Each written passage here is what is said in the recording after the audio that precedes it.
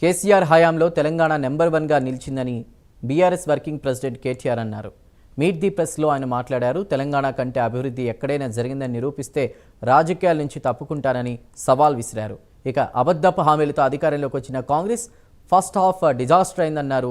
Second half కూడా అంతకంటే disaster అవుతుందన్నారు. ఇక బాల్క సుమన్ చేసిన వ్యాఖ్యలు తప్పేనని కేటీఆర్ స్పష్టం చేశారు. అలాగే కాంగ్రెస్ వాళ్ళు అలాంటి మాటలు మాట్లాడినప్పుడు వాళ్లను కూడా అదే విధంగా శిక్షించాలని అన్నారు. కేంద్ర ప్రభుత్వం కాపీ కొట్టి వాళ్ళు కూడా పెట్టుకున్నారు. Imitation is the best form of flattery అంటారు. కాబట్టి definitely what Telangana has done is contributed to the nation. We are less than 3% of India, కానీ we contribute to 5% of India's GDP. We contribute to nation building.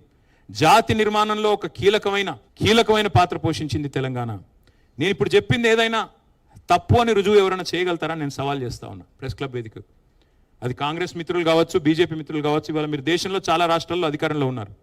Telangana సాధించిన ప్రగతి కంటే కేసీఆర్ గారి నాయకత్వంలో భారతదేశంలో ఏ రాష్ట్రమైనా గనక మాకంటే ఎక్కువ సాధించింది అని మీరు రుజువు చేస్తే నేను శాశ్వతంగా రాజకీయాల నుంచి తప్పుకుంటా. That is my open challenge to both Congress and BJP. మీరు ఇవాళ పరిపాలిస్తున్న 25-26 రాష్ట్రాల్లో ఎక్కడైనా ఒక రాష్ట్రంలో ఇంతకంటే ఎక్కువ చేశామని మీరు చూపెడితే నేను శాశ్వతంగా రాజకీయాల నుంచి తప్పుకుంటాను. గణాంకాలతో సహా నేను చెప్తా ఉన్నా. నేనేమి కాకి లెక్కలు చెప్పట్లేదు. ఇంత కష్టపడి సాధించిన రాష్ట్రం, ఇన్ని త్యాగాలతో ఏర్పడ్డ రాష్ట్రానికి ఇవాళ ఒక తెలంగాణ ద్రోహి ముఖ్యమంత్రిగా ఉన్నారు. తెలంగాణ వాదుల మీదకి తుపాకీ తీసుకుపోయిన వ్యక్తిని కాంగ్రెస్ మన నెత్తిన రుద్దింది. సరే, కాంగ్రెస్ కల్చరే సీల్డ్ కవర్ సీఎంలు మీకు తెలుసు. ఎవరు ఎక్కువ డబ్బులు ఇస్తే వాళ్ళకి ముఖ్యమంత్రి పదవి వస్తుంది. చూడదే, అది అందరికీ తెలిసిందని కొత్తదేమీ లేదు.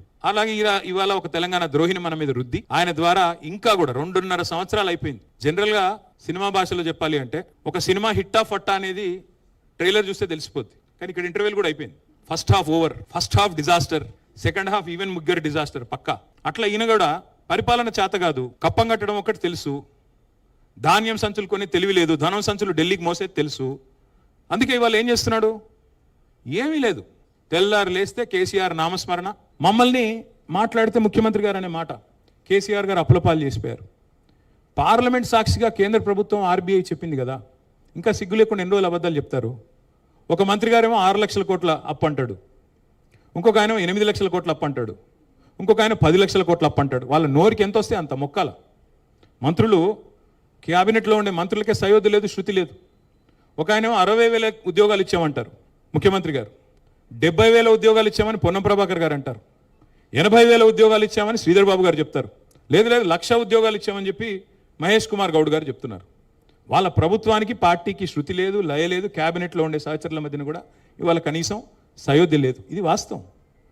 అది అప్పుల విషయంలో అంతే అబద్ధాలు, ఉద్యోగాల విషయంలో అంతే అబద్ధాలు. బాల్క సుమన్ గారి గురించి మాట్లాడిన మాటల గురించి అందులో ఏం అనుమానం ఏం లేదు.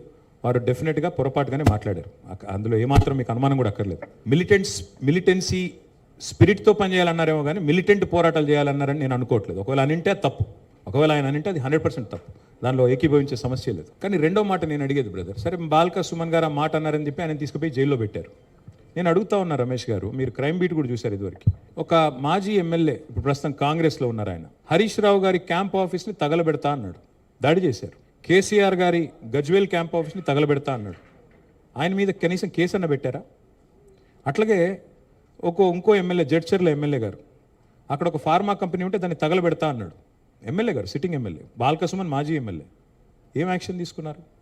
అట్లాగే మొన్న ఒక ఎమ్మెల్యే గారు చెయ్యి నరికేస్తానో ఏదో అన్నాడు, ఏం యాక్షన్ తీసుకున్నారు? నేనేమంటున్నా అంటే జస్టిస్ అయినా లా అండ్ ఆర్డర్ అయినా సెలెక్టివ్గా ఉంటే కుదరదు.